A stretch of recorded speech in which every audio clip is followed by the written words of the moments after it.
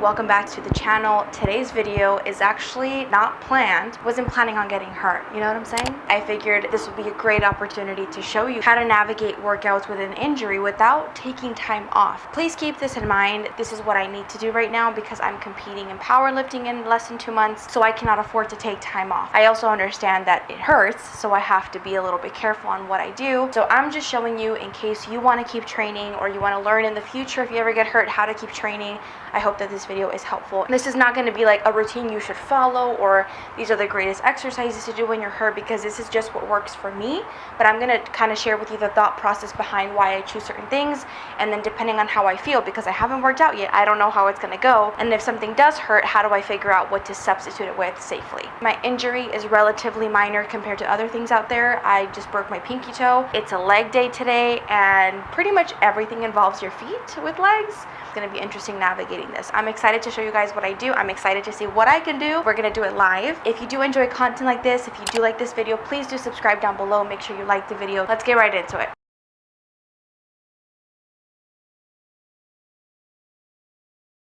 So since that set felt okay, I'm going to do a couple more warm-up sets. Play it by set, see how the weight's feeling, see if it's starting to hurt. So let me do a few of those and then I'll come right back.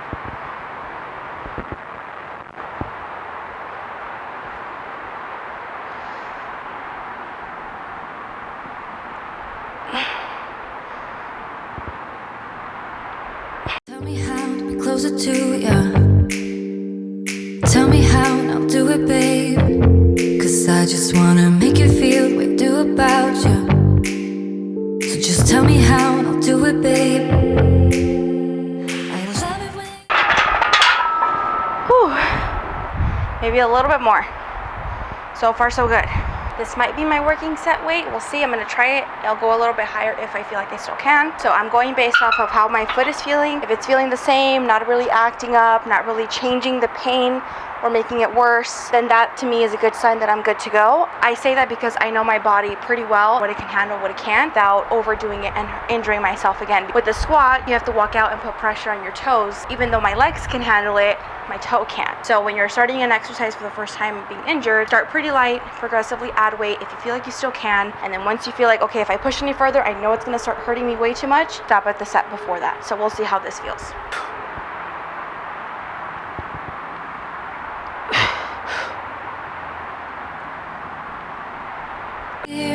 Words only meant for me to hear. I think this is the winner. I actually went up in weight.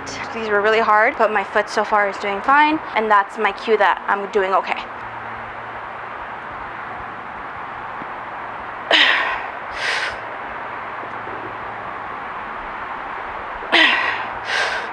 So just tell me how and I'll do it, babe.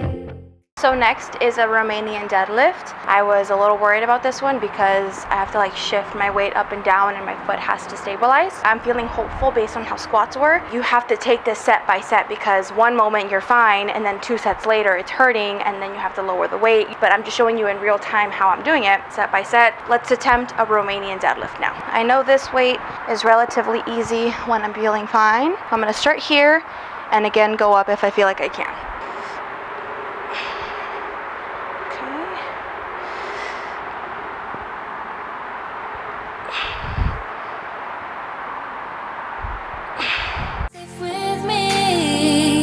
You're the only reason, yes, you're the only reason. Baby, you're the answer to my prayers. I'm gonna increase a little bit. The camera was completely way off to the side, so I adjusted. You're gonna try 30 pounds more, 15 each side. Like the world's in our hands. Now I know that this is meant to be. You're the only reason, yes, you're the only reason I am free. Alright, I think we're gonna call it there. Leave it at this weight. 2 more sets. Don't mind the chalk, hands were slipping, so I had to use some chalk. Pro tip, if your palms get super sweaty. Next up is a leg press. There's varying angles of a leg press. This one is a horizontal leg press. The weight is going directly this way. I'll have a little better control of the pressure on my foot versus if the leg press was an angled one, that would be a little more pressure on the foot because it's at a higher angle. So I'm gonna load this up and see how it feels. 25%-ish lighter than I normally go. You and I on our way.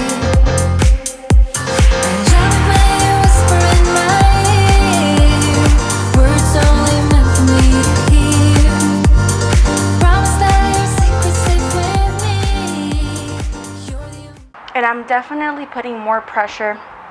I know you can barely see me. Putting a little more pressure on my heel, more so than my toe, just obviously because of pain.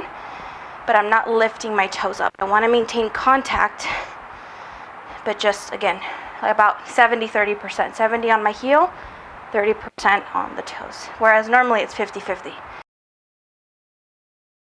Okay. That hurt a little bit. Not my toe. That just was heavy. So I'm going to add a little bit of weight. Still lighter than my heaviest sets normally. That last set was heavy, and that's usually easy. Okay, again. Oh, that kind of hurt. All right, let's see.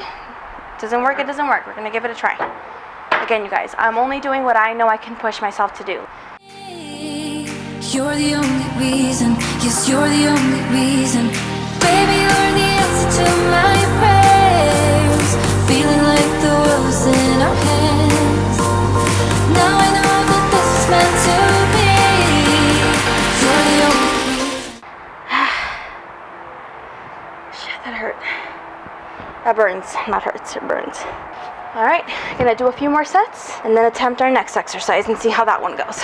So I'm looking a little rough.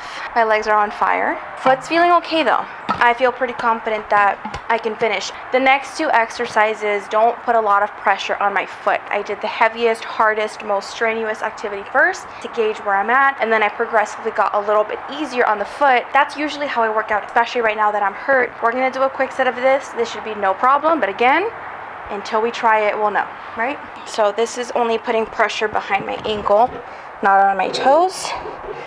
So that should be fine. Words only meant for me to hear. You know what? It's actually really hard because I can't strain my foot for stability. Let's see.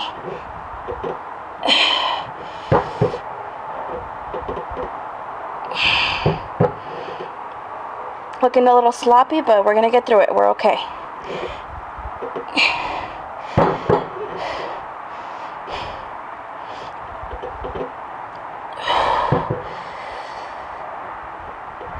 No pain, so that's good.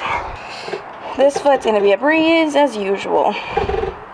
I'm sure you're laughing at the difference.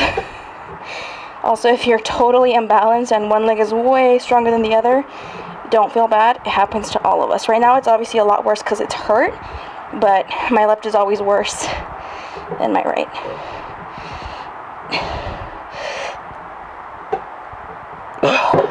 We're not gonna go heavier. I'm gonna do about three more sets. So we've made it officially to the last exercise. I am ready to be done. Not gonna lie, my foot's feeling a little more tingly and throbby. Not more painful, just I'm aware of it a little bit more, and there's no way to avoid it, but you just wanna prolong that as much as possible and not end up worse. That's the main thing. You don't wanna prolong your injury. My foot is just now starting to kind of give me a sign like, hey, you should back off. I was supposed to do a split squat. Honestly, putting that much pressure on my left foot alone, I don't feel comfortable. I know it's gonna be a little painful. Not worth it. A similar exercise that I can do, the leg extension machine. Burn the quads out just like I was gonna go with the split squat. This machine doesn't put any pressure on your foot. It's just on the front of your ankle. It's a better choice when your foot's injured compared to the split squat, which for sure will put pressure on my toe. In the torture chair.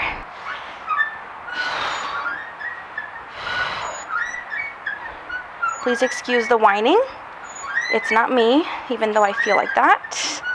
It's the machine. Needs some oil, clearly.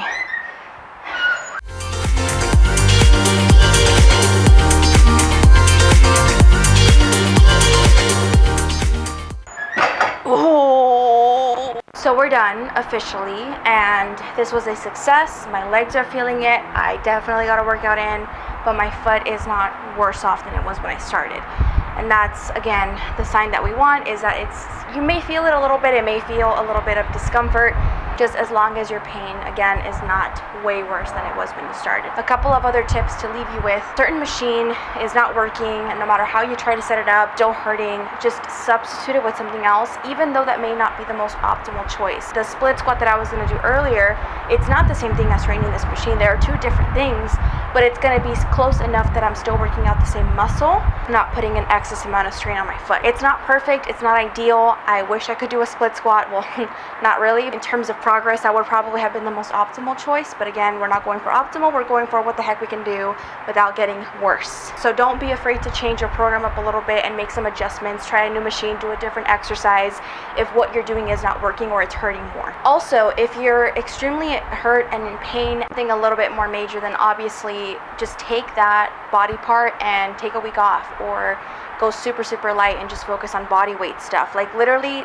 modify it as much as you feel like you need to. Ultimately, it's just about staying active and keeping momentum going. It's not about breaking all of your previous records. It's just maintaining the momentum of working out and not completely losing your progress. If it's your injury super severe that you just can't train, like take the week off. You're not going to lose all your progress. You're just going to be a week behind. If you need a little bit more time to recover, then that's when you start to incorporate more lightweight stuff, body weight stuff, or just for now focus on working out other body parts. Like for example, if your legs are like messed up completely, then you do upper body and vice versa. It's going to be different depending on your unique situation and what exactly is going on and what degree of injury you have and how much pain you're experiencing and what your limitations are. All of that has to be considered. There's always something that you can do. Try not to use plate-loaded machines, so machines that you have to put weight on, but rather stick to plate-loaded machines if you can, or like I said earlier, body weight things that you don't have to be lugging weight around that potentially could cause more harm. For example, if your shoulder's messed up, it's going to be very difficult to be loading plates on the machine.